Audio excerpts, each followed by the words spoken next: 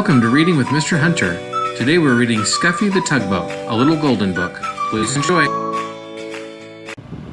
Hello everybody and welcome to Reading with Mr. Hunter. Today we have a special guest with us. Say hello to Loretta the Critiquing Cow. Hi Loretta. Today we're going to be reading a little golden book called Scuffy the Tugboat. I hope you enjoy. It's one of my favorites from childhood. Here we go.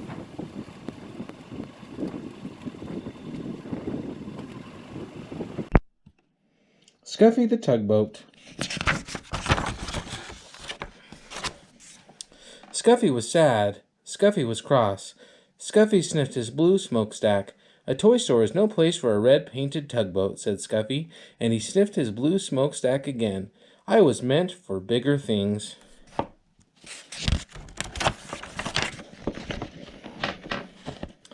Perhaps you would not be so cross if you went sailing, said the man with polka dot tie, who owned the shop. So one night he took Scuffy home to his little boy. He filled the bathtub with water. Sail the little tugboat, said the little boy. I won't sail in a bathtub, said Scuffy. A tub is no place for a red-painted tugboat. I was meant for bigger things. The next day the man with polka dot tie and his little boy carried Scuffy to a laughing brook that started high in the hills. Sail, little tugboat, said the man with the polka dot tie.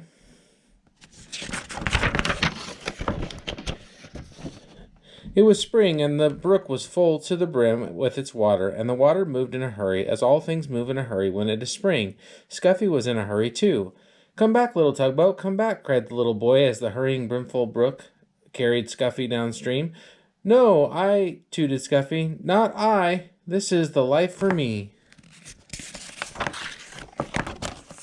All that day Scuffy sailed along with the brook. Past the meadows filled with cowslips, past the women washing clothes on the bank, past the little woods filled with violets.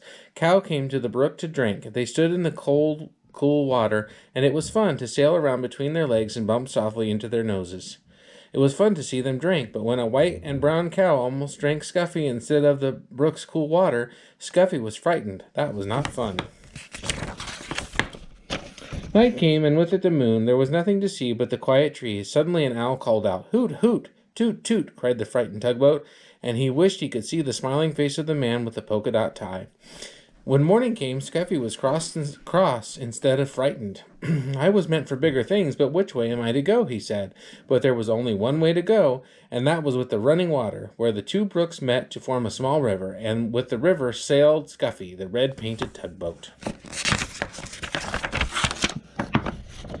He was proud when he sailed past villages. People build villages at the edge of my river, said Scuffy, and he straightened his blue smokestack.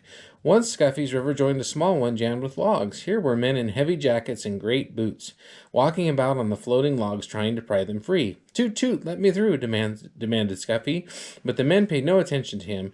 They pushed the logs apart so they would drift with the river to the sawmill in the town. Scuffy bumped along with the jostling logs. Ouch, he cried as two logs bumped together. This is a very fine river, said Scuffy, but it's very, very busy and very big for me. He was proud when he sailed under the bridges. My river is so wide and so deep that people must build bridges to cross it.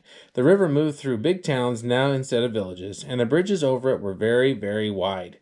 Wide enough so that many cars and trucks and streetcars could cross all at once.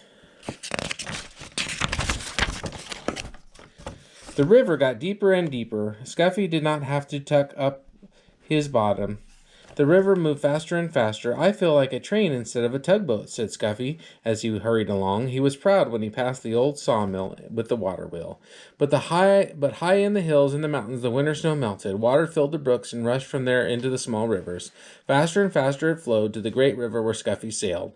There is too much water in this river, said Scuffy as he pitched and tossed on the waves. Soon it will splash over the top, and what a flood there will be. Soon great armies of men came to save the fields and towns from the rushing water.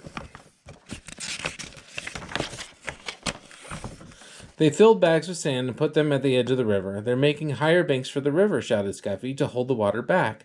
The water rose higher and higher, but the men built the sandbags higher and higher. Higher went the river, higher went the sandbags. At last the water rose no more. The flood water rushed onto the sea, and Scuffy raced along with the flood. The people and the fields and the towns were safe. On went the river to the sea. At last Scuffy sailed into a big city. Here the river widened, and all about were docks and wharfs. On it was a busy place and a noisy place. The cranes groaned as they swung cargo into the great ships. The porters shouted as they carried suitcases and boxes on board. Horses stamped and truck motors roared. Street cars clanged and people shouted. Scuffy said, "Toot toot," but nobody noticed. "Oh no," cried Scuffy when he saw the sea. "There is no beginning and there is no end to the sea. I wish I could find the man with the polka dot tie and his little boy." Just as the little red painted tugboat sailed past the last piece of land, a hand reached out and picked him up, and there was the man with the polka dot tie with his little boy beside him. Scuffy is home now with the man with the polka dot tie and his little boy. He sails from one end of the bathtub to the other. "This is the place for a red painted tugboat," says Scuffy, "and this is the life for me." Well, what a great book. I hope everyone out there liked it. Loretta, I hope you enjoyed it. Hey, while we were finishing up the book, I went ahead and started making some hamburgers for lunch. Loretta, where are you going? Did I say something wrong? I thought everybody liked hamburgers for lunch.